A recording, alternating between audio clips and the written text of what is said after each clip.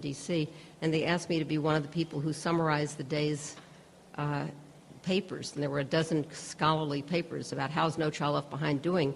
And one paper said, well, it's not working in California, choice is not working, the supplementary services is not working. Very few kids are choosing to leave their neighborhood school. And it went on with reports from New Jersey and Miami and California and rural areas. And at the end of the day, I said, it's not working. There was no other conclusion to reach. And that was like, I began to see things differently. And then when the federal test scores came out in October of 2007, I saw that the scores hadn't budged at all, that all of this tremendous investment in testing and test prep was not producing the scores that were promised. And I wrote an article at that point in the New York Times saying that Congress should get out of the classroom, that this using testing and accountability as a reform measure was wrong.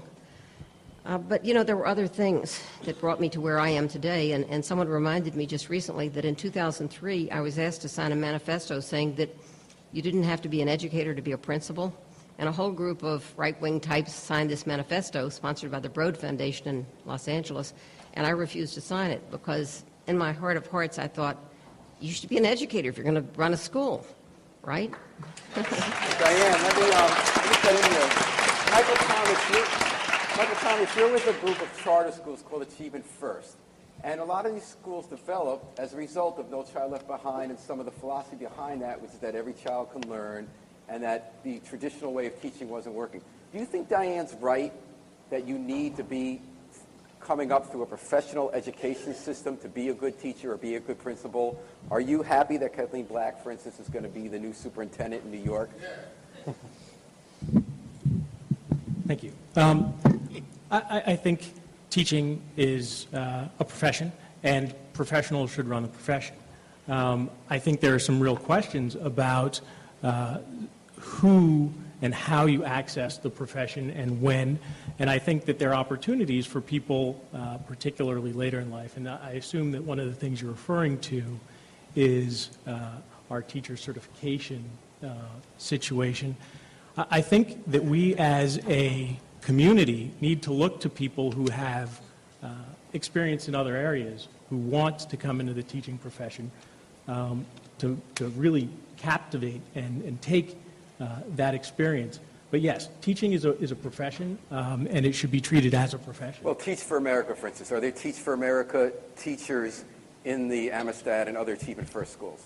Absolutely. And how are they doing? They're doing very, very well. And they are producing results on a consistent basis, and we hold them accountable for those results. And we are on the whole very pleased with the results that our TFA core members and alumni, some of whom are principals, who've come up through the teaching profession, we're very pleased with. And just so people all know, we're talking about Teach for America is a program that inspires people coming, let's say, out of top schools to get a very quick course on how to be a teacher and agree to go teach in a tough urban school that they claim needs the help. And if they agree to stay there a bunch of years, although a lot of them don't end up staying. Yeah, I mean, the quick course, I want to look at that from a slightly different angle. The state of Connecticut has certified Teach for America, and I don't presume to speak on behalf of Teach for America. They are our partners, but the state of Connecticut says that the curriculum that TFA has put together for its certification for core members meets the requirements for the state. Oh, Tom Burns, you've been a teacher your whole life, and you're with the New Haven Teachers Union. How do teachers you work with react when these idealistic young people are coming in and saying, we have a new way to teach. We're from Teach from America. We're coming into the New Haven schools. How's that working out in your point of view? Personally, it works out great because if somebody's that idealistic and gung-ho and capable and they have a solid education background, it doesn't have to be in the education thing. I don't believe we love our TFA people that come and stay. We've probably had some leave that, and I think, I don't know the numbers, but I don't know how many stay, but I hope they come and stay because they're a welcome commodity for our union. You're talking about having those teachers come in and have that attitude. But one of the things that comes up often is this idea for reform coming from the top down. How important, and Diane talks about this in the book and has some examples of where it didn't work. How important do you think, from a teacher's perspective, it is to make sure that the teachers buy into that system? The system we have now, I got the courage that Mayor DeStefano and Dr. Mayo have shown. He's sitting next to me, so I got to say something nice, but I'll say it anyway. But seriously, the courage that they showed, along with Will Clark, Craig Manamite, and the collaboration that we've had. I was scared to death when I saw they hired Garth Harries from New York, and they brought in this lawyer from Chicago. You have no idea. I read all their stuff. Word is a union. Like, what's going on? Are we going to be like Washington or New York? And I'm going to tell you now, we will never be like Washington, New York, because they don't get it right. We do. So our collaboration is second to none, and I thank you for that. Karen Lott, you're the principal of Catherine Brennan Schools out in West Rock, and you did something interesting this year on this subject. Catherine Brennan was considered a failing school. The scores were low. And the city said, we want you to turn around the school and start from scratch. But they didn't bring in a charter school. You're a conventional school principal. But you got to fire everybody. And you got to hire a whole new school of teachers. And you didn't have to go to Reggie Mayo downtown to ask him who to hire, right? You just got to pick a whole school of teachers. Now, what did you think when you did that? Were you looking for Teach for America people? I know we got people in from Virginia, people who never been to New Haven. What were you looking for in a teacher? I think for me, having the autonomy to hire a new staff, I was really looking for people who could buy into the vision that change is possible, that it will be hard work, and really looking for people that had that passion to do the work. It was certainly overwhelming to have the response of teachers who were interested in coming to work at Catherine Brennan as a turnaround school. And while we were looking for certainly qualified people who could bring that quality of instruction into the classroom, it was ultimately just as important for me to find people that had really the heart to do the work and who would take on what we instituted as a longer school day, take on things that we instituted in terms of teachers having to eat lunch with the kids, being there in the morning to greet them as they got off the bus and to place them on the bus in the afternoon. Though those might sound like kind of minor things, the important thing was to really have people who could build relationships with students and really get into the hearts and minds of the young people to motivate. So Karen, tell me a story or two about someone you interviewed and how you decided this teacher can do that, or this teacher's not going to cut it in the kind of school I want to build. The interview process was really one that involved multi-layers, in that not only talking with teachers about their prior experience, or for some of them, new teachers coming out of just graduating from college, but also having them bring in portfolios of student work. Show me some examples of some rigorous work that you've had your students accomplish, and why did you select this piece of work? Also having them talk about data. How do you gauge when a student is learning and moving forward and making progress? So what did someone tell you? Tell me something, someone who really impressed you in an interview. What did they tell you? I think one of the most impressive interviews for me was for a self-contained artistic classroom, and having a teacher... Autistic, you think? Autistic. Because you have a lot of special education students. Do have a large population of special education students. And the level of work that this teacher brought in and how she talked about meeting the needs of each of those individual students and moving them forward in a way that's meaningful for them and their families.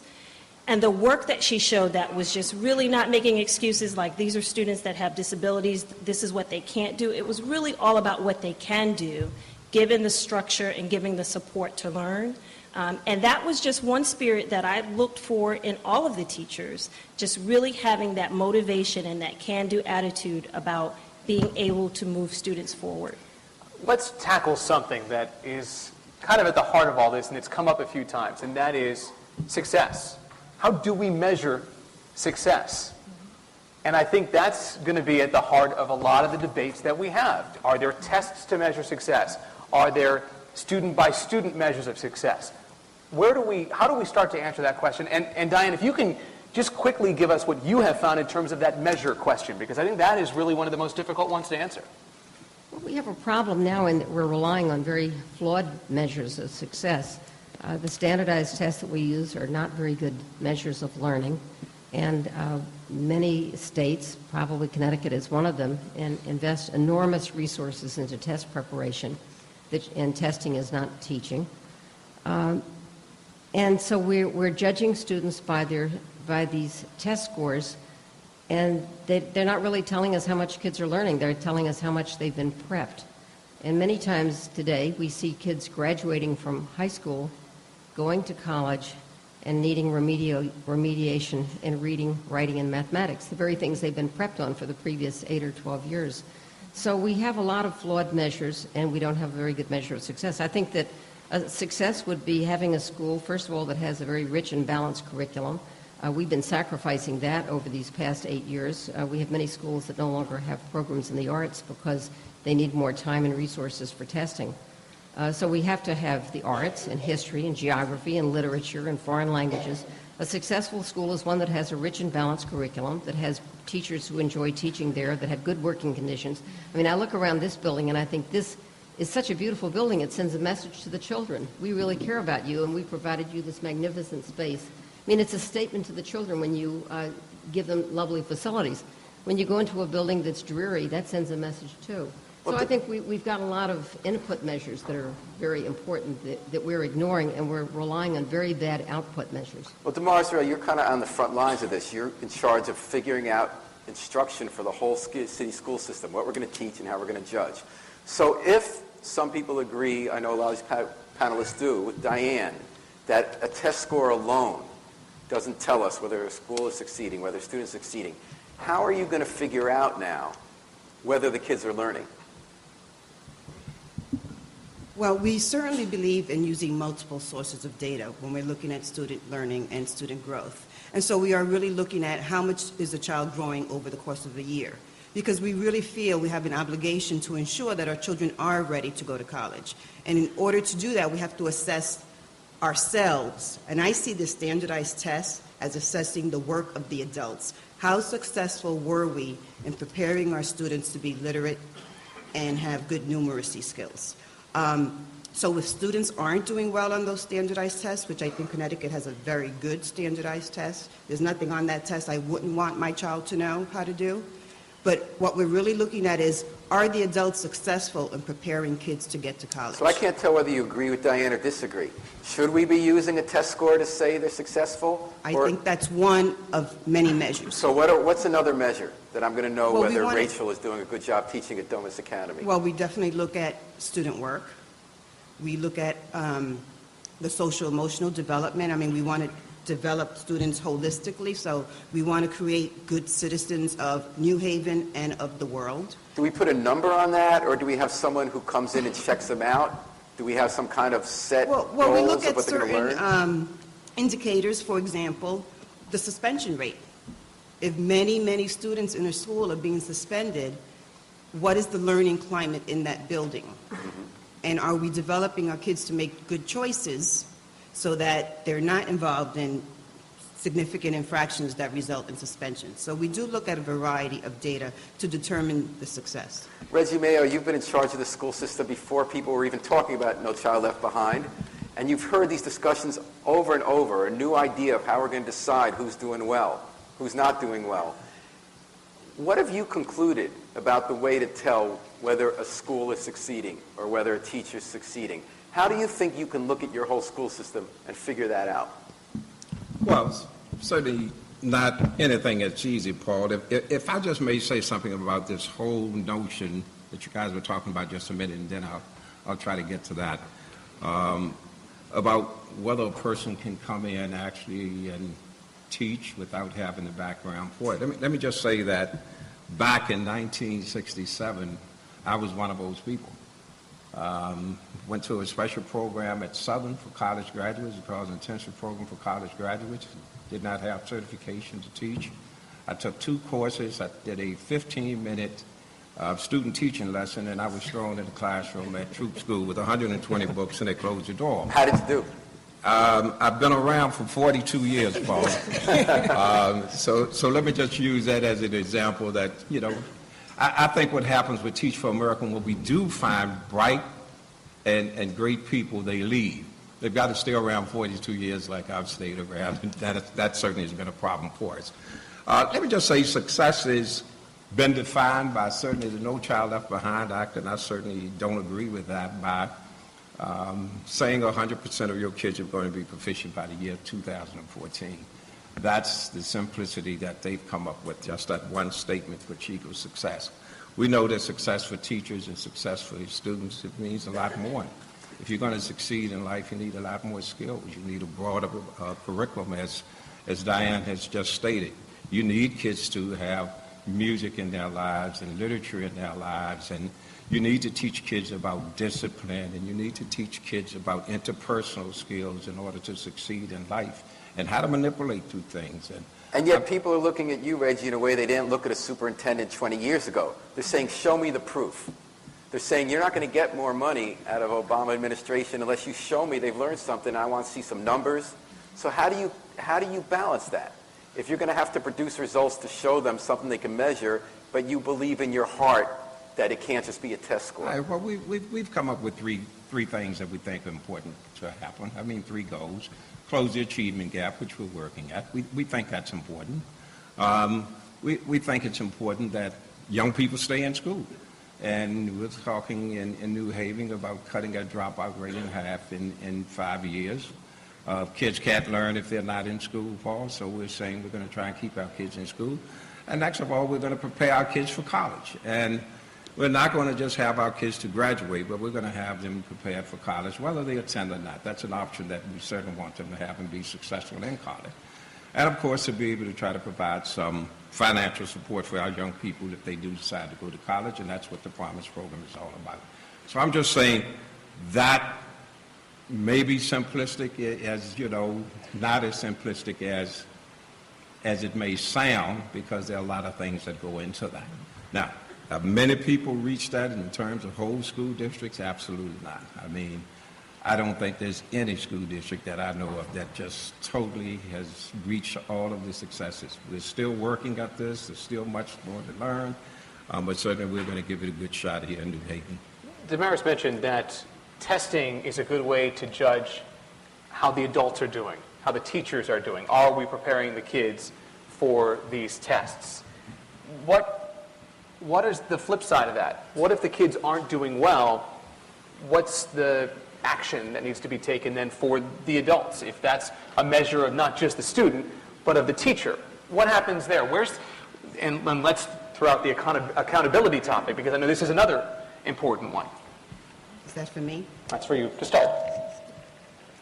Well, I think it's really important that we, the adults, change our behavior when children are not succeeding.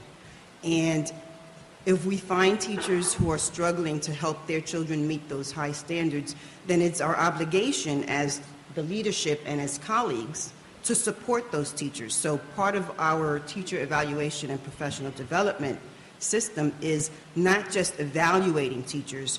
Every single teacher has the opportunity to grow.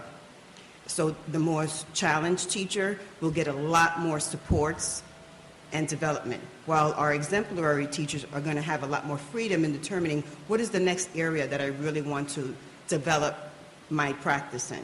So when we talk about accountability, there's no job that you can do poorly and continue to get paid year after year after year. And we're talking about children's lives. We're not a bank or a shoe store. We're talking about making a difference in a child's life. So there has to be an accountability, but there's also an accountability of the leadership, that is the superintendent and I and the principals, that when there are teachers struggling, it is our obligation to provide them the support they need over time, and it's only then, after that, we give teachers the support they need, that we need to make hard decisions sometimes about whether someone stays or not. Michael Thomas, when you were at a charter school like Achievement First, you have fewer of those restrictions, right? If you think a teacher's not doing well, you fire them. Does that happen at your schools? Yeah, all of our employees, administrators, teachers, we are all on annual contracts. It's sort of the ultimate in accountability. If you do well, you stay, and for the most part, yes, we have to answer your question directly, we have let people go. Our retention rates are very, very good, and we spend an incredible amount of time and energy doing teacher development, training. In fact, all of our teachers and principals and superintendents, everyone on the school side of our organization has a coach. They meet with that coach weekly. So professional development is something that we invest in very heavily because we understand, and I think agree with pretty much everyone up here, that the single greatest factor in determining how well a student will do is the quality of the teacher in the classroom teaching. Neil DePonte, you've had children in New Haven public schools, conventional public schools. You've had children in New Haven charter schools. You're in a parent organization, Teach Our Children.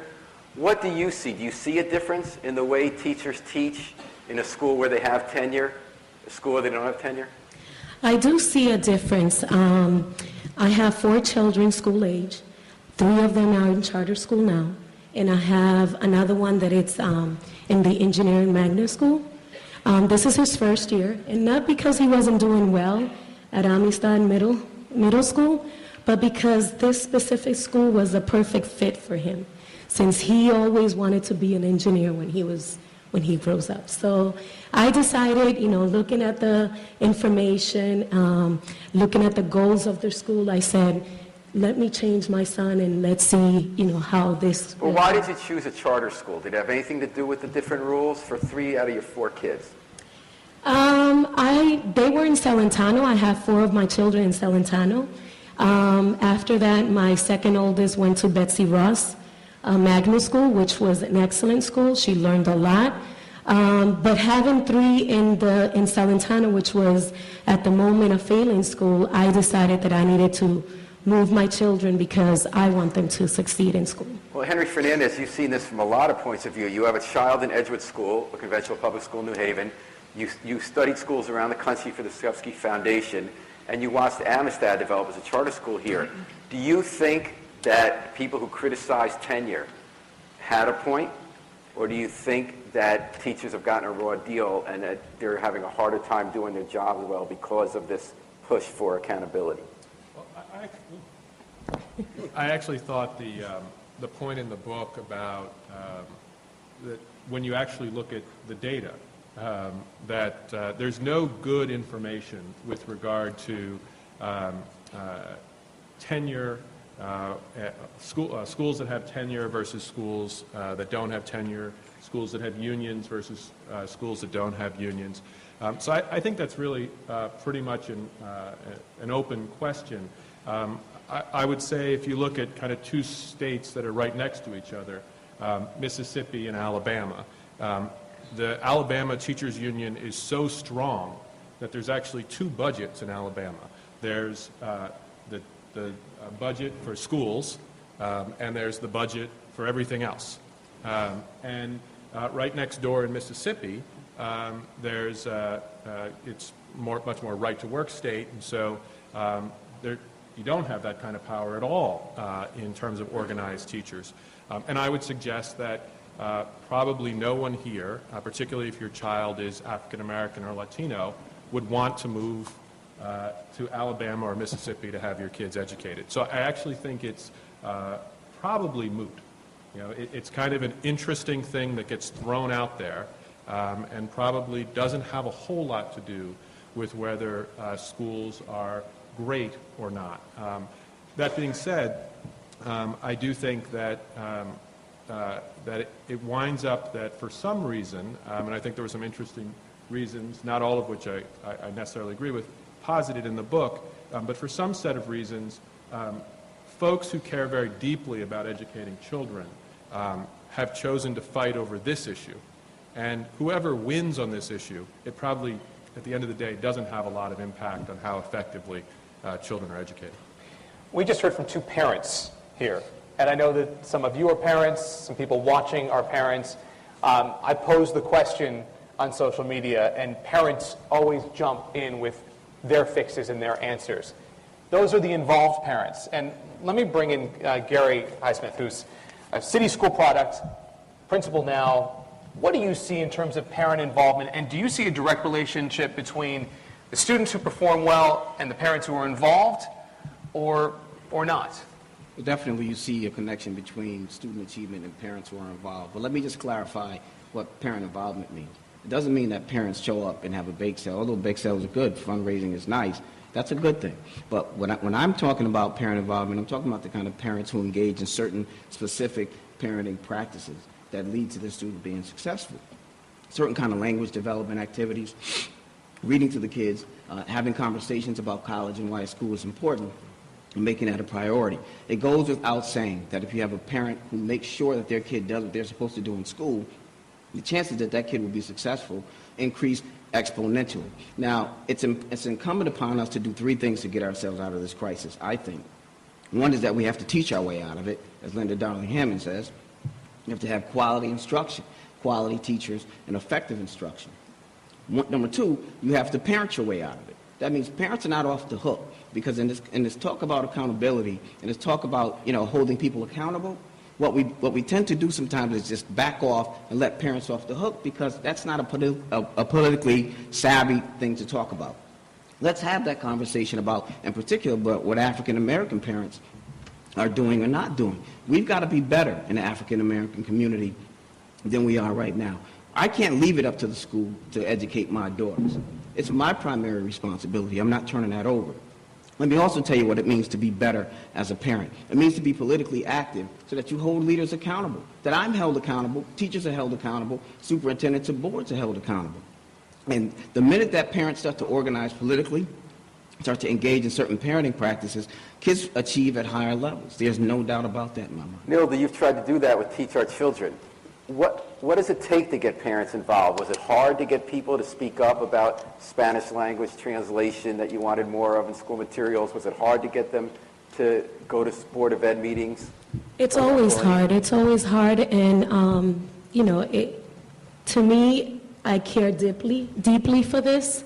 So it's not hard for me to be involved in my children's education. But knowing the financial crisis that the nation is going through, I don't excuse the parents that can't make it to meetings, that can't make it to, help their children with homework, if they have, 2-3 jobs in order for them to bring meal, to the table. So parent involvement is always hard to bring forth, but it's not impossible. And especially when we open the doors and we make them to be outspoken, to have a voice, and for us to show them that they do care, that we do care for them, and that they do have a voice.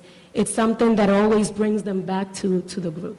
Some of the parents who wrote to me before this are also teachers, and I heard from a few teachers who said, we get bashed sometimes, and we try, we can only do so much.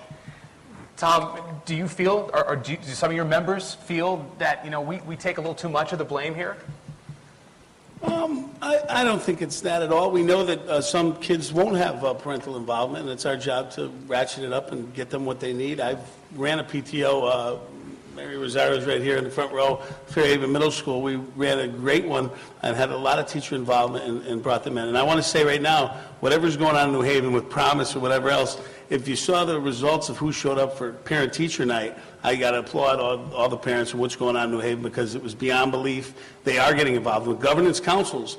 The legislature came up with that thing. I don't know if that's going to be good or bad, but hopefully it's good. And I think it'll be good if the parents come in and do a great job with that. So we certainly can't order the parents to do anything. We teach every kid every day, no matter what their ability is. And I just want to add this. We don't want to beat, with this accountability stuff, sometimes we beat the joy out of learning to kids. They come in kindergarten and now they have test school. They used to play, okay? And I'd like to keep playing. I'm 52. I still want to play. The doc won't let me. So, no, he lets me a little. So the key is, please don't beat the joy out of, and then don't beat the joy out of teaching either. If accountability comes too much, and I want to count on this, the support system that we're putting in place, our accountability is not meant to get rid of people. It's meant to improve them. And the mayor said it, Doc knows it, and that's why we're different, and we're going to make that happen. Rachel, you've taught in different kinds of schools. You've taught honor students at a high school. You're now teaching at one of the turnaround schools, a charter school, Domus Academy, for kids who are having the most trouble succeeding in school. Do parents make the difference? Are parents getting blamed too much? If they're involved more, do you see your kids doing better? I've actually taught all kids, even at Cross, before I went to the turnaround school.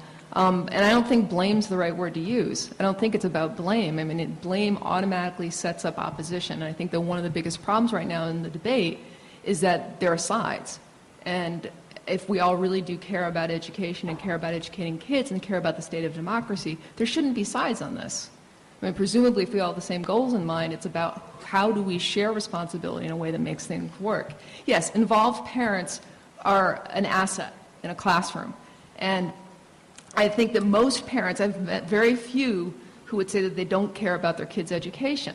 I just think that circumstances may make that caring take different forms. And so caring about my child's education may mean that I work 3 jobs, which means I'm not there to read to my kid, I'm not there to make sure the homework's done because I'm busy trying to put food on the table. Can you tell me a story about some kid that you had to do more help a little extra because the parent wasn't around, but the parent cared, you saw that you could still succeed? Well, I think it's hard for me. I don't distinguish between my kids that way, so that's a hard way to look at. I just look at kids as I try and give kids what they need, whether what they need is staying until 5 or 6 o'clock helping them work on an essay, whether what they need is calling them in the morning to make sure they wake up because they don't have anyone at home. They're living with an older sister who's in school. It just depends on what kids need, and sometimes that means trying to fill roles that parents usually fill, but it may also be just trying to help kids figure out what they're doing in a paper. We have a student on the panel as well, a couple students. And let me ask one of you. Tom mentioned the joy of learning. Were there times, and I think any student probably says there were times that you kind of lose that joy of learning, but were there specific times that you can say, man, what is this all about? What am I doing here? Yes, actually. A couple of times. I would come in. Well, then you're being honest, and we appreciate that. Gotta be honest. A couple of times I would come in and I would learn, and I found activities to be fun, and sometimes tests would come up, and I'm wondering, what does this have to do with anything? What am I going to take from this? Where is this going to take me? Where is this to make me look good? I was always wondering that with these tests. And I never really picked up much from it. I didn't understand what it had to do with the class I was taking, but in a way, it sort of helps because some of the stuff connects with it, but not too much. So you felt like the teacher was taking time away from what you were learning to just teach to that test? Yeah. And that was frustrating? Yes. Solomon, you go to Cross. When you were reading Diane Ravitch's book and she was talking about what happens during tests, did that ring a bell to you? How does your life change when the standardized tests are coming up? Well, in some of my classes, which aren't AP or the rest of them are honors, it seems like, yes, we're teaching to the tests, and that's not education. You have to teach, and you have to measure that with the test, or with student to student, with someone coming in.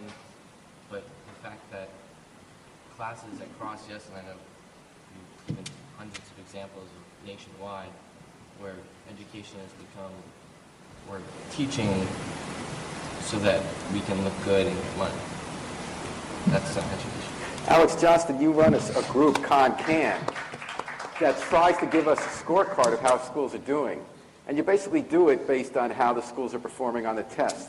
Do you think Solomon's wrong? Do you think he's right about that we should rely on other measures when we put out your report card? Well, look, I think if we want to look across the whole system of schools in the state, we have to look at the data we have for every single school. And that is, the CMT and the CAP, that's the data set that we have to work with. But I think we'd all agree that we'd like to have assessments that go further. And, something that's pretty encouraging nationally right now is the investment that the federal government and the Gates Foundation and others are making in a whole new set of assessments. Not just in the subject areas that are currently tested, but in others. But, this idea that we really do need to measure this, but that's not the learning itself. And I may get a little far afield here, but, I spent some time in the New Haven Housing Authority when we were trying to really dramatically improve services to residents. And that was an agency that lived and died, in some sense, by an annual grade from the U.S. Department of Housing and Urban Development, A through F. And that did really focus our attention. But, did that mean that we shouldn't measure how long it takes us to close a work order? No. But if we manage just to that metric, then we're not doing our jobs and we're not serving residents well. But if we ignore that metric, if it takes 93 days to close a work order, that's something everyone should know. Diane Ravitch, are you happy about what Bill Gates is doing to come up with new measures to judge how students are doing? Well, Bill Gates and I are very good friends. No, that's years off, and we don't know whether those tests will be better than what we've got because they haven't been developed yet, and we don't know whether they can be administered statewide, nationwide, so it's a long way off. I guess that if there's one thing that I've come to feel very strongly, it's that the search for accountability is turning us all into consumers and not into citizens. We're losing any sense of the public sector because everybody's becoming a consumer. So it's, you know, schools are not baseball teams. You don't just say we're going to give you a measurement and this is your number, as we do in New York City, where a school is graded A through F. And one of his Jeffrey Canada schools got an F this year because they didn't improve enough. But that's so phony. You really want to look at a school as a holistic institution, a community institution where there's a heartbeat, where people live and care about each other. And ultimately, if you're afraid to trust human judgment, then you're not going to have good schools. You can't do everything by the numbers. Henry Fernandez. And just one other thing, because I don't want to come across as I'm against testing. I actually think that testing is very valuable, but it should be used to help people, to help students and to help teachers get to be better students and better teachers, and not to be used to hand out money as bonuses and not to be used for punishment. And that's where it is. And I think a lot of times it is kind of the quick fix of you look for a score. You just want to see the box score. You want to see the final numbers. And if the score wasn't high, there's a punishment. If the score was high enough, there's the money. That's where we are, and that's kind of a pretty big elephant to deal with right now. How do we begin to break away from that? And city by city, you can take steps like are being done in New Haven and are being done in successful cities. But what happens when the government up at the top, the ones who write the checks at the end of the day, still have to write those checks, and you still need that money? How do we start to attack that? Let me just say a couple of things first. I think everything that's important in a school cannot be measured, and everything that's measured in a school isn't important. So in the audience tonight is a former teacher of mine who I had as a freshman in high school. Now, I don't remember any test from his class, but here's what I remember from his class.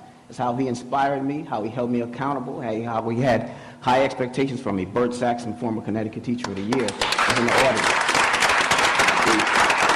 But it's difficult to get policymakers and board members and others to understand that everything that is measured is not important, and everything that's important can't be measured. So here's one thing I think we need to do. Tom's shirt, I think, is kind of speaks to that right there. Right. Well, let me just say this, and then I'll let somebody else talk, because I'll be courteous. Here's what I think we need to do. We need to ask ourselves, what kind of student are we looking to have when they're done with that K-12 experience? We haven't agreed on that yet. There's no common agreement upon what kind of person we're looking to have at the end of that experience. And I can tell you this, if you have people in that classroom, and teachers are set upon, I don't know if anybody else wants to admit it, but teachers are being bludgeoned, and unnecessarily so, and unfairly so. They are. If we want to make sure that kids are learning, we have to make sure that the people in front of them had the necessary training, had the appropriate training, get the appropriate support. As long as policymakers believe that kids can be boiled down to a number, we're never going to get this right. The minute that they understand that these are children we're talking about, children, and anybody who thinks it's okay to test an 8-year-old on a standardized test has absolutely lost their mind. So we're hearing a lot of agreement on this panel, but in fact, we're hearing a lot of agreement on this panel. In fact, the majority of the country who makes the rules, Democrats and Republicans, disagree with you guys, okay? They're saying Obama and George Bush agreed that you had to have the scorecard, some measurement, even if they're not perfect. Henry Fernandez, do you think that there was some basis for doing that? So, look, I think that there's a lot wrong with the assessments, and I think the point about what's being tested, and the kind and the way that testing moves us out of makes it so that we are not addressing the whole child. That's absolutely clearly true. But let's remember where we were, right? It's not like there was some magic time 10, 15 years ago, where we were doing a great job educating Black and Latino children, right? So there is one thing, and I'm going to say probably only one thing that I really feel like the testing and accountability did. And I believe in the city where I live, in New Haven, this has played out positively, and I'll say why. And that's that the testing and accountability stopped us from talking about how Black and Latino children in particular were the problem, and refocused us on whether or not schools and districts and states were effective at educating children. There was a tremendous dialogue that went on, or probably I would call it not a good dialogue, that went on talking about all the problems that children brought to school. And how could you educate children when they brought these problems to school? That was where we were in terms of the intellectual debates 15 years ago. Now, the problems with No Child Left Behind is that it didn't offer then curriculum, training, solutions, but it did refocus us. And so in a city like New Haven, people of goodwill, teachers union, mayor, superintendent, parents, children, teachers, got together and said, we can change this. That second part was frankly not envisioned, I think, by many of the folks who celebrated No Child Left Behind. But if we had not been refocused on the reality that it is not Black and brown children who are bringing the problem, it is as adults that we have not solved it. Right? In 1847, the people of the city of New York, leadership in the city of New York, said, we have a big problem. We've got a tremendous number of immigrants, right? Sounds like a familiar problem. They don't speak English. They don't have other skills. And so they built City College of New York to help solve that problem. I think in New Haven now, we're building a set of institutions to solve these problems, and we should be proud of that. But I don't think we should look back to some magic time when we educated Black and brown children effectively. Alex Johnston, did No Child Left Behind get anything else right? Well, I want to build on the point that Henry just made, because, you know, the biggest threat, there's no question that public schools are a vital institution in our democracy. But the biggest threat to that democracy is the presumption, which I would say a majority of people in Connecticut and around the country hold right now at this moment, which is what Henry was talking about, that kids coming to school with challenges because of their home situation, poverty, structural racism, all of these things, that those are insuperable barriers to student achievement in our public schools. That view is paralyzing, and that has been the view that has set the table for the whole discussion about what we do in our public schools. Rachel, you're shaking your head. How come? Because I don't think it's that they're paralyzing. It's that as a teacher, I can't fix all of them alone, and that what we're being told right now is it's our responsibility to do just that. And so when I just made a list of all the things my students have encountered, and I can take my students from the last year and a half, so no more than that. They've been raped, they're homeless, they have witnessed domestic violence, they've been victims of domestic violence, they are victims of substance abuse, they have witnessed gun violence, they have perpetuated gun violence, I have had students kill other students, they have been to jail, they are hungry when they arrive at school and they're given a school breakfast that has 250 calories to it, they are from an unstable household life, they're living in cars. Those are not insurmountable problems, but those require a host of social service supports that we don't provide and that we are not talking about when we talk about public education reform. Can I just respond to that? Because I actually think you're at the Domus School now? Right, and I'm talking about the greater conversation. But this is exactly the point, is that if we as a country want to succeed, we need to make our schools much more powerful institutions than they have been. And so when you think about the school that you're in right now, it is actually equipped not to deal with all of those issues, but with far more, because it has intensive case management services, and it's focused on reaching out into the community. But the key is that the school and the district has said, we have a fundamental responsibility to those students, no matter what. And we are the ones who are best positioned in our democracy to do something about it. And it doesn't mean that you do it alone, but it's really about where the agency is for getting out of the hole that we've been in. So it's Alice not right in your observation? I think that talking about a school of 48 kids in a system that has I don't know how many thousands of kids is where I'm talking about students that are not just in my school but were in Cross for my 11 years there, is not really talking about the whole conversation. I mean, if you can look at the per pupil expenditure of things like, I'm going to mangle the name, the Harlem Children's Zone, is that Jeffrey, Canada? And what per pupil expenditure there is, or what it's huge, or what Domus itself spends at Stanford Academy, which is about $21,000 a year. So there are huge amounts of per pupil expenditures. If we can actually take that and apply it to the 90-something% of kids who are not in charters, great. Where's that money going to come from? Or who's going to tell the public that's what is required? Karen, is that what's required of Brennan?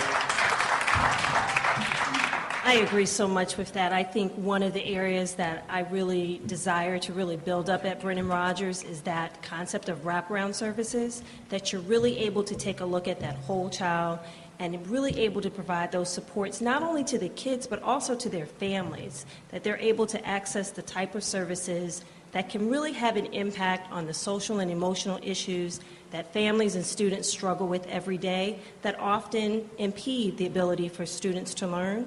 And I feel that that's something that I very much welcome as a part of my school community, to have that as a part of our fabric, that we have those services for students and families to access. Let's bring the students, actually, all right, let Diane kind of comment on where we are here. I think, first of all, I wanted to disagree with Henry. I think No Child Left Behind led us in the wrong direction, and I'm not supporting the way education was pre-No Child Left Behind. I was very critical of the quality of education pre-No Child Left Behind, but it has moved us in a direction of turning everything into a numbers game. And now everyone's incentivized, not everybody, but lots of schools are incentivized to get rid of the low-performing kids, to avoid them, to shovel them off someplace else. And we see a lot of game playing. We see cheating scandals across the country because the scores have become so important. We see states gaming the system and literally lowering the standard so that they can claim more children are proficient. We see the narrowing of the curriculum in many places across the country. And the missing element is this. We're now saying, and we've said it, some people have said it tonight, the teacher is the most important factor, but it's not true. The family is the most important factor. And I'm not saying this is an opinion. The economists all agree. Families contribute 60% of the variation in test scores. Teachers and the most conservative economists, like Eric Hanushek, who's quoted in Waiting for Superman, says that the teacher's effect on test scores is between 7.5% to 15%. That makes the teacher the most important factor inside the school. But far more important is the effect of family, and that mostly means income. And so the elephant in the room is poverty, which we have not talked about. And I wanted to make this part of the discussion, and that is the United States has a child poverty rate of 20%, and it's rising. This puts us in a league with countries like Mexico and Turkey. There is no country that we want to compare ourselves to, either in Asia or in Europe. For instance, we get this comparison with Finland. Finland's child poverty rate is under 5%. It may be under 4%. Ours is 20%, and it's rising up to 25%. This is a scandal in a country like this, to have so many children living under the circumstances that you described, because it means that they're not starting with an even start, and they're not getting the vocabulary and the knowledge and the security at home that they should be getting. They don't know if they have a home the next night. I mean, the incarceration rates in the black community are an outrage. We have somehow come to the pretense, none of this matters. Poverty doesn't matter, incarceration rates, hunger, homelessness. Let's just talk about the teachers. And that's really created an atmosphere in the country that's tremendously demoralizing to teachers. And because of the book, I've been traveling the country, talked to literally 50,000 people over the past 6 months, and teachers are very upset. The best teachers are upset. The best teachers are saying, I've had it, I'm leaving. This isn't right. In other words, we can get together a bunch of administrators, teachers, students, parents to try to fix schools, but it is a larger community effort It's to got to make- be a to make that happen. community-based school reform, honestly, and that's why I liked what Mayor DeStefano said. I think he's on the right track. Morris, you had your hand up. You vote in New Haven, Diane? I'd just like to say, I don't think any educator or layperson would disagree that poverty, crime, that all of that impacts students. But we can't use that as an excuse, because for too long, people said, oh, that child's so poor, don't worry about him. No, let's get him a meal. And that child comes from a single-family home, so we don't have to work so hard for that one.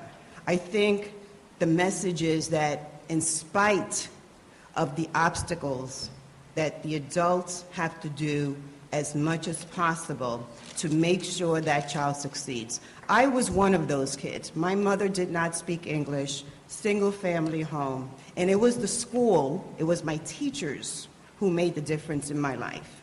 So, yes, family is important, but for those of us who don't have that, the school, those teachers become the family.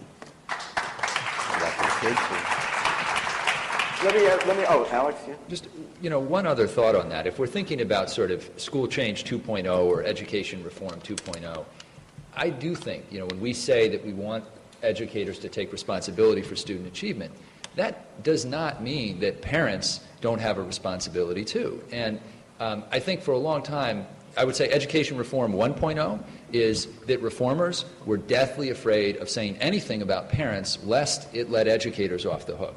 I'm hopeful that maybe, particularly in a community like New Haven, we're past that point, right? We've got a framework in place where educators are focused on what they're responsible for. But maybe now it's time to start a conversation about, if we believe in professional development for teachers, if we think that teaching is something you can get better at, what about parenting skills too? There are, and with a 3-month-old at home, I'm realizing there's no manual. Nobody tells you how to do this stuff. And a lot of it is actually profoundly counterintuitive. That good parenting is doesn't just come down from on high, and that, educators can actually take some steps to be proactive in engaging parents around some key parenting skills. And there's a very interesting project going on right now, developing a set of instructional videos that schools can show to groups of parents. And I'm hopeful that that's something we can bring to New Haven and elsewhere around the state, because it doesn't get you paralyzed and stuck where educators are blaming parents. It's saying, hey, there's actually something real to learn But does here. that work with parents? I know that in New Orleans and Washington, there have been a lot of press accounts about ambitious new schools where the parents said, these young teachers talk down to me, they don't understand my kids, they're trying to teach me how to be a parent. They've actually pulled their kids out of those charter schools that had very high success rates. Is Alex right? Do you think that's going to work to have teachers show videos to parents about how to be better parents? It always works. I mean, we as parents, we don't know everything. Like Alex was talking about, we don't come with a manual. So it's always helpful for me to go and learn new ways in how to help my child to, finish a homework. For instance, I remember when my child was in Betsy Ross, and she was bringing some really tough math problems. And she was expecting me to teach her or to help her, but I couldn't if I didn't have a textbook. So what'd you do?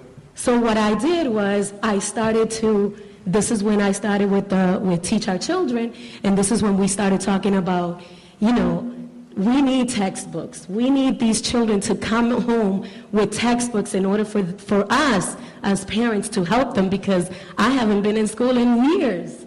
So that was helpful for me. And once we started rolling that, and once we started, expressing that, I started noticing in Betsy Ross that my child started bringing textbooks to home. And, it's very hard, because then you also have the liability where I was like always in back of her, make sure you don't lose that book, because that's going to cost me $80. But it helped her. Henry Murphy and Solomon Bachman-Reeks, you've been listening to grown-ups talk for an hour about how to make your schools better. What do you think would make your school better? If you could pick one thing that'd be different. To make schools better, I want to say possibly what's being taught. Excuse me? possibly what's being taught to us. And to base more on that, base more off of what's being taught to us and how it's taught to us. Because a lot of times I'll be with fellow students and we'll talk about, I don't like how this teacher is teaching it, I don't get it. Maybe after school help us more with our learning and all that, possibly. Salman, do you have any thoughts about make your school better?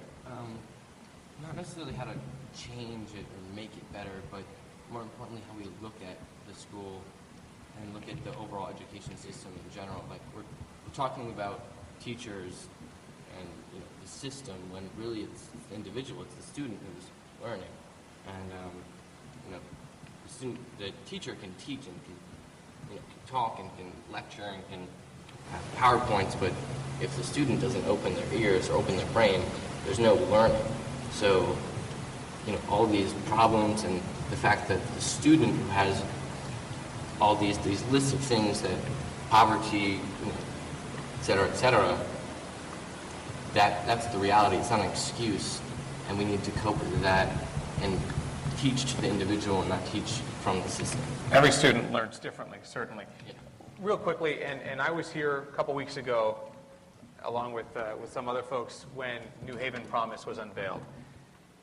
Quickly, consensus, obviously, it's great to send kids to college. Is this the type of motivation that's going to work for the student to open his ears, open his mind, and want to learn, and for the parent to say, look, this is an opportunity that the poverty issue, I can't give you. Here you have this opportunity now. Is this going to kind of address some of those things that we've talked about? I thought the funniest thing were the comments in the New Haven Independent from all the people who were sent their kids to New Haven magnet schools but lived in the suburbs. And we're like, but it's not fair. It doesn't apply to us. I just thought it was wonderful that people were fighting to be able to get their kids to go to New Haven public schools. I thought that was spoke volumes about how much people are coming to believe in the teaching and the leadership and the partnership that's going on. And they also want to be able to send their kids to college for free. I mean, that's right, but I think that's part of it too. I think that's right. Except you've got to have you got to be willing to say, okay, but I believe they can educate my kid, and I think people are now saying that. A wide range of people are saying that. But New Haven Promise, like the effort for reform, where you have the union and you have teachers and you have the mayor's office and you have leadership of the district all working together, and now you throw in the university too. I don't know that we would have been having this conversation in a full room with lots of people watching online a year ago. But now this is the issue in this city. Educating our children is now the issue in this city. And whether we agree on the details, I think that's a great place for us to be. At least we're talking about it. I think we're getting the wrap sign. I think we have actually probably gone over our time, and I know that some of you are here and would like to ask questions to Diane. So thank you to all of our panelists. I think everyone has a different perspective. Very valuable.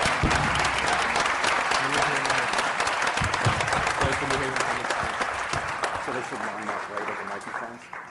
Thank you also to our panelists, to bloggers here. You guys, I think, can leave. Get out. Diane has to stay, though. Diane has to stay. And if you have questions, there's microphones right there in the center. So if you'd like to line up there, if you have questions for Diane, and one over there as well.